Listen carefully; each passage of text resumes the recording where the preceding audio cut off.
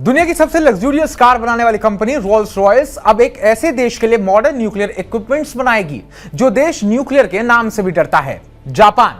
वो देश जिसे हिस्ट्री के सबसे भयंकर न्यूक्लियर एटम बॉम्ब्स का दंश झेला, अब वक्त के साथ आगे बढ़ने निकला है और न्यूक्लियर वर्ल्ड में खलबली मच गई है। तो चलिए आपको बताते हैं क्या है ये अरबों की डील्स, रोल्स रॉयस कैसे जापान की मदद करेगा और इस खबर से क्यों दुनिया में तहलका मचा है।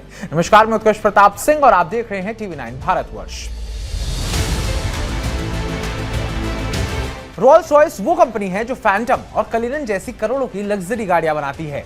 रोल्स की गाड़ियों को दुनिया की सबसे शानदार और आरामदायक गाड़ियों में गिना जाता है, लेकिन अब यही कंपनी मिनी न्यूक्लियर रिएक्टर बना रही है।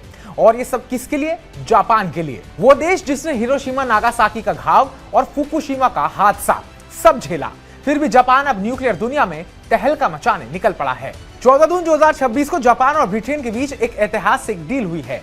रोल्स रॉयस के साथ जापान ने एडवांस मॉड्यूलर रिएक्टर्स बनाने के लिए समझौता किया है। ये छोटे छोटे फैक्ट्री में बने रिएक्टर्स हैं जो ट्रेडिशनल बड़े प्लांट से कहीं ज्यादा सेफ, सस्ते और तेजी से लगाए जा सकते हैं। जापान ज्यादातर एनर्जी इंपोर्ट करता है। LNG, कोल, ऑयल, गैस की कीमतें बढ़ी या कोई जहाजी समस्या आई तो पूरे देश में इलेक्ट्रिकल क्राइसिस हो जाता है। गर्मी के मौसम में ब्लैकआउट्स, महंगे बिल और फैक्ट्रियां बंद, यह आम बात है। रोल्स रॉयस के छोटे रिएक्टर्स फैक्ट्रियां, डेटा सेंटर्स और यहां तक कि मिलिट्री बेस को भी लगातार सस्ती और साफ बिजली दे सकते हैं। कोल गैस यूज को कम करके जापान को अपने क्लाइमेट टारगेट पूरा करने में भी मदद मिलेगी। ऊर्जा सुरक्षा बढ़ाएंगे और विदेशी ईंधन पर निर्भरता घटेगी।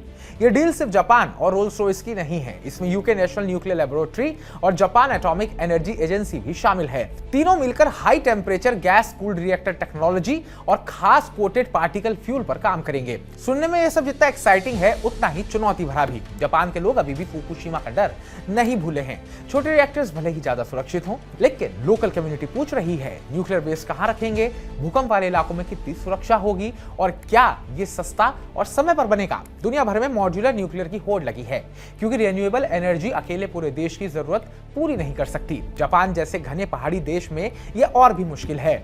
रोल्स रॉयस लग्जरी से सीधा न्यूक्लियर टेक में कूद पड़ी है। ये ब्रांड वैल्यू का बड़ा सिग्नल है।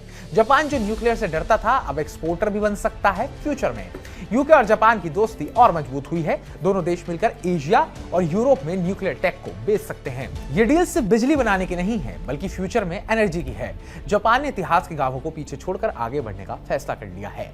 रोल्स रॉयस जैसी दिग्गज कंपनी के साथ ये साझेदारी अगर सफल होती है तो पूरी दुनिया का एनर्जी गेम बदल सकता है। तो हमारी इस रिपोर्ट को लेकर आपका क्या कहना है? क्या जापान सच में न्यूक्लियर गेम बदलने उतरेगा? क्या रोल्स रॉयस सच में ये सब बदल कर मानेगी? कमेंट बॉक्स कमेंट करके हमें जरूर बताइएगा। बाकी ताजा अपडेट्स पाने के लिए TV9 भारतवर्ष को सब्सक्राइब कीजिएगा।